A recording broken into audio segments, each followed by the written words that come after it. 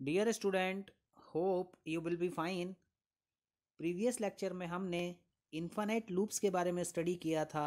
हमने वहाँ पर फॉर लूप, वाइल लूप और do while loop, infinite loops देखे थे।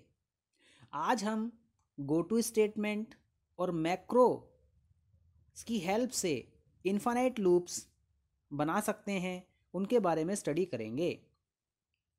Students, we can also use go to statement to define the infinite loop.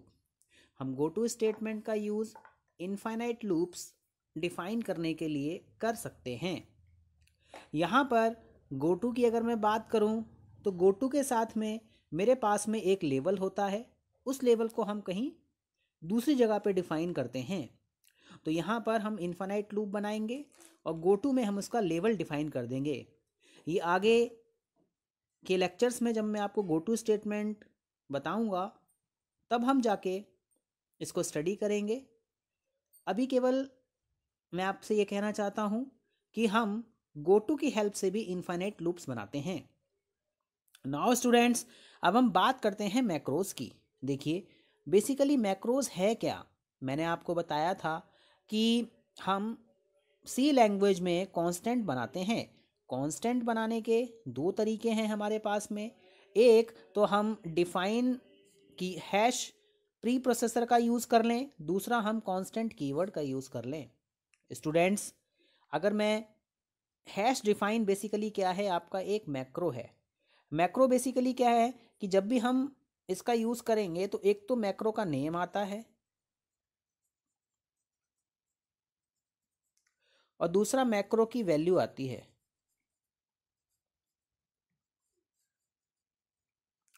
तो जहाँ जहाँ पर प्रोग्राम में मैक्रो का नेम मिलेगा वहाँ वहाँ पर वो वैल्यू क्या हो जाएगी, सब्स्टिट्यूट हो जाएगी।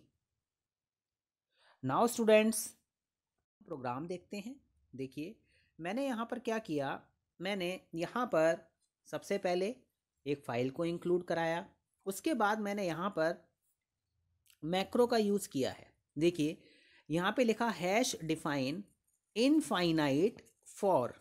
तो यहाँ पर ये जो आपका आपने यहाँ पे इनफाइनाइट लिखा है, ये आपका बेसिकली क्या है, मैक्रो का नेम है और ये क्या है, मैक्रो की वैल्यू है। तो प्रोग्राम में जहां पर इनफाइनाइट लिखा हुआ होगा वहां पर फॉर लूप आके लग जाएगा। ये कंपाइलर ऑटोमेटिकली इसका एक्सपेंशन कर देता है। तो यहाँ पर अगर आप देखें तो मेन फंक्शन के इनसाइड आपने यहाँ पे क्या लिखा है, इनफाइनाइट लिखा है। तो ये जो फॉर है ये आपका यहाँ पर आके सब्स्टिट्यूट हो जाएगा, यहाँ पर आके ये कंपाइलर इसे प्लेस कर देगा। तो इनफाइनाइट की जगह पे यहाँ पर हमारे पास में क्या आ गया, हमारे पास में फॉर लूप आ गया।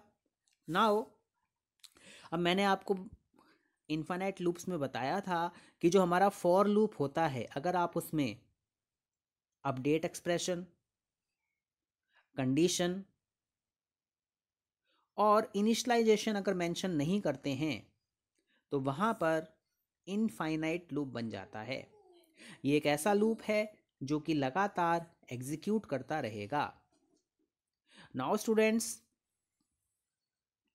अगर मैं इस कोड की बात करूं, in the above code we have defined a macro name. हमने वहां पर एक मैक्रो नेम बनाया इनफाइनाइट और उसकी वैल्यू बताई फॉर। देखिए, यहां पर आपने लिखा है हैश डिफाइन इनफाइनाइट फॉर। तो जहाँ जहाँ पर इनफाइनाइट यानी कि जहाँ जहाँ पर मैक्रो का नेम ये मिलेगा वहाँ वहाँ पर फॉर ऑटोमेटिकली प्लेस कर दिया जाएगा कंपाइलर के through. Now students, whenever the word infinite comes in a program, wherever the word infinite comes in the program, then it will be replaced with a for loop. तो जहाँ जहाँ पर infinite word मिलेगा वहाँ वहाँ पर for loop आके लग जाएगा। देखिए, सपोज आपने क्या किया, यहाँ पे दोबारा एक इनफाइनाइट लिख दिया, तो यहाँ पर भी कंपाइलर क्या कर देगा, फॉर को प्लेस कर देगा। तो ये आप ध्यान रखेंगे कि जो मैक्रो का नेम होता है उससे उसकी वैल्यू को सब्स्टिट्यूट करा दिया जाता है। जहाँ जहाँ पर मैक्रो का नेम प्रोग्राम में मिलेगा वहाँ वहाँ पर आके ये वैल्यू आपकी सब्स्टिट्यूट हो जाएगी। नाउ स्टूडेंट्स अब क्वेश्चन ये आता है कि हमने इनफाइनाइट लूप्स तो बना दिए, ऐसे लूप्स जो कि लगातार एग्जीक्यूट करते रहेंगे, जो कि एंडलेस लूप हैं। हम इन लूप्स को किस तरीके से रोक सकते हैं, या फिर हम ये कह सकते हैं कि हम किस तरीके से इनफाइनाइट लूप से बाहर आएंगे। How will you come out of infinite loop? तो स्टूडेंट्स यहाँ पर हमें एक अप्रोच फॉलो करनी पड़ेगी। सिंपल सी अप्रोच है, मैंने आपको पहले भी बताया है कि जो हमारी ब्रेक स्टेटमेंट होती है, उस ब्रेक स्टेटमेंट की हेल्प से हम किसी भी ब्लॉक से, किसी भी लूप से बाहर आ सकते हैं। तो हम यहाँ पर ब्रेक स्टेटमेंट का यूज़ कर लेंगे और हम उससे बाहर आ जाएंगे इनफाइनाइट लूप से। तो यहाँ पर देखिए हमने एक प्रोग्राम बनाया है। इस प्रोग्राम में सबसे पहले हमने क्या किया, एक फाइल को इंक्लूड किया। फिर हमने यहाँ पर क्या किया, एक कैरेक्टर वैल्यू बनाई CH। ये वेरिएबल आपने क्रिएट किया है, तो इट मीन्स यहाँ पे CH क्या है, एक वेरिएबल है कैरेक्टर टाइप का। आपने यहाँ पे वाइल लूप क्रिएट किया। वाइल में आपने क्या पुट किया है, 1 किया है।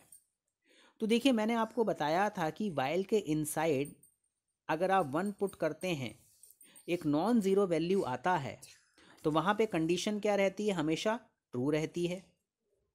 तो यहाँ पर कंडीशन हमेशा क्या रहेगी, ट्रू रहेगी। तो ये जो वाइल है ये आपका लगातार रन करता रहेगा। हमने देखिए यहाँ पे एक मेथड और यूज़ किया है, गेट CHAR। देखिए बेसिकली कीबोर्ड पे जो भी लेटर आप टाइप करेंगे, सपोज मेरे पास, आप इस लूप को ब्रेक करना चाहते हो, तो कोई ना कोई कैरेक्टर आपको टाइप करना पड़ेगा। जैसे आपने देखा होगा कि हम किसी भी प्रोग्राम से अगर बाहर आना चाहते हैं तो वहाँ पर हम एस्केप कीवर्ड का यूज़ कर लेते हैं, एस्केप लगा देते हैं, तो जिसकी हेल्प से हम क्या हैं, बाहर आ जाते हैं। तो इसी तरीके से यहाँ पर गेट CHAR एक फंक्शन है जिसका यूज़ जो भी आप करेक्टर प्रेस कर रहे हैं कीबोर्ड पर, उसको कैच करने के लिए होता है। सपोज आपने यहाँ पे Y प्रेस किया तो वो यहाँ CH में आके सेव हो जाएगा। आपने X प्रेस किया तो वो यहाँ सेव हो जाएगा आके। अब देखिए यहाँ पे आपको एक कंडीशन लगानी पड़ेगी। कंडीशन क्या लगानी पड़ेगी कि if character is equal to n, यानी यूज़र जैसे ही n को प्रेस करेगा, आपने ब्रेक लगा दिया, तो आप इससे बाहर आ जाएंगे यहाँ पर। और अगर ऐसा नहीं होता है, जब तक यूज़र n प्रेस नहीं करेगा तब तक ये हेलो हेलो हेलो प्रिंट होता रहेगा। तो यहाँ पर इस इनफाइनाइट लूप से बाहर आने के लिए आपने इस लूप के इनसाइड एक कंडीशन लगा दी कि यूज़र जैसे ही n कैरेक्टर को प्रेस करेगा, ब्रेक एग्जीक्यूट हो जाएगा कि if character is equal to n, क्या कैरेक्टर n के इक्वल है, आप इससे बाहर आ जाइए। तो वाइल लूप की बात करें तो यहाँ से लेके यहाँ तक वाइल का एरिया है। तो ये इन्फाइनाइट लूप है। कंडीशन से बचने के लिए, इन्फाइनाइट से बचने के लिए आपने यहाँ पे क्या किया, इफ़ कंडीशन का यूज़ कर लिया। तो नाउ स्टूडेंट्स, तो आपने देखा कि हम किस तरीके से वाइल लूप को ब्रेक कर सकते हैं। इसी तरीके से हम फॉर लूप को भी ब्रेक कर सकते हैं, और इसी तरीके से हम डू वाइल लूप को भी ब्रेक कर सकते हैं। लेकिन कहीं ना कहीं हमें वहाँ पर किसी ना किसी की हेल्प लेनी होगी। नाउ स्टूडेंट्स, अब मैं बात करता हूँ अनइंटेंशनल इन्फिनाइट लूप्स की। देखिए कभी कभी क्या होता है, हम प्रोग्रामिंग करते हैं और ना चाहते हुए भी वहाँ पर इनफाइनाइट लूप बन जाता है। तो हम कहाँ कहाँ पर हमारी मिस्टेक्स होती हैं, मैं वो आपको बताता हूँ। बेसिकली अगर कभी भी अनइंटेंशनल इन्फिनाइट लूप आप नहीं बनाना चाहते हैं, फिर भी बन गया है, तो बेसिकली वो क्या है, एक बग है। बग मतलब एक एरर है आपके प्रोग्राम में। एरर को टेक्निकल टर्म्स में बग कहा जाता है। तो सबसे पहली बात क्या है कि we should examine the semicolons very carefully.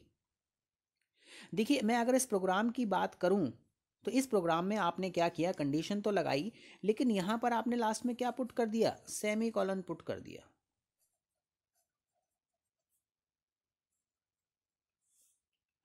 तो ये सेमी कॉलन आपने लगाया तो ये आपका इनफाइनाइट लूप बन गया। क्योंकि कंडीशन यहाँ से आगे ये ब्लॉक जो है इसमें आई प्लस प्लस आपका इंक्रीमेंट ही नहीं होगा, तो आई की वैल्यू हमेशा ट्रू रहेगी और आपका ये लूप यहाँ पे चलता रहेगा। तो आपको ध्यान रखना है कि जब भी आप वाइल के साथ में कंडीशन लगाते हैं तो एंड में सेमीकोलन नहीं लगाना है। ब्लॉक अगर एंड हो रहा है और वाइल यहाँ पे लगाया है आपने, डू वाइल के केस में तो आप सेमीकोलन लास्ट में लगा सकते हैं, लेकिन वाइल के केस में आप यहाँ पर सेमीकोलन नहीं लगाएंगे। फॉर आपने लिखा तो आप सेमीकोलन नहीं लगाएंगे, क्योंकि ये आपके एंट्री कंट्रोल लूप होते हैं और डू वाइल आपका क्या है, एग्जिट कंट्रोल लूप होता है। इनमें स्टेटमेंट तभी रन करेगी जब कंडीशन आपकी क्या होगी, ट्रू होगी।